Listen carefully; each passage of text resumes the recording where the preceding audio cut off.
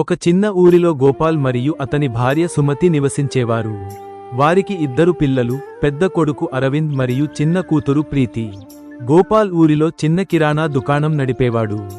జీవితం సాధారణంగా సాగుతోంది, కానీ వారి ఇంట్లో ఎప్పుడూ నవ్వు, ప్రేమ నిండి ఉండేది. ఒకరోజు గోపాల్కు పెద్ద కష్టం వచ్చింది. అతని దుకాణానికి అగ్ని ప్రమాదం జరిగి అంతా కాలిపోయింది. కుటుంబం మొత్తం దుఃఖంలో మునిగిపోయింది.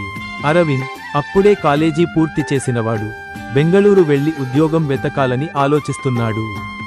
ప్రీతి చాలా చిన్నది, ఏమీ అర్థం కాలేదు. సుమతి మాత్రం మౌనంగా అందరినీ చూస్తూ ఉండేది. ఆ రాత్రి భోజనం సమయంలో గోపాల్ బాధతో చెప్పాడు, నేను మీ అందరినీ కాపాడలేకపోయాను. అప్పుడు చిన్న ప్రీతి తన అమ్మమ్మ నుంచి నేర్చుకున్న ఒక పాటను పాడటం మొదలుపెట్టింది.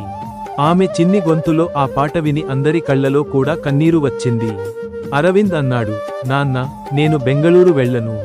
మన దుకాణాన్ని మళ్లీ కట్టుదాం కలిసి. మరుసటి రోజు నుంచి కుటుంబం అంతా కలిసి పని చేయడం మొదలుపెట్టింది. అరవింద్ తన స్నేహితుల సహాయంతో చిన్న లోన్ తెచ్చాడు. సుమతి ఇంట్లో తినుబండారాలు తయారు చేసి అమ్మకానికి పెట్టింది. ప్రీతి చిన్న చిన్న పూలతో దుకాణాన్ని అందంగా అలంకరించింది.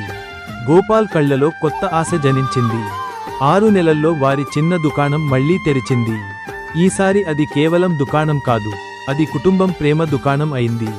ఊరంతా వచ్చి, ఈ దుకాణంలో ఏదో ప్రత్యేకం ఉంది అని అంటుండేవారు. చాలా సంవత్సరాల తర్వాత అరవింద్ కొడుకుకి గోపాల్ చెప్పాడు, డబ్బు కాలిపోవచ్చు, కానీ కుటుంబం కలిసి ఉంటే ఏమీ కాలిపోదు.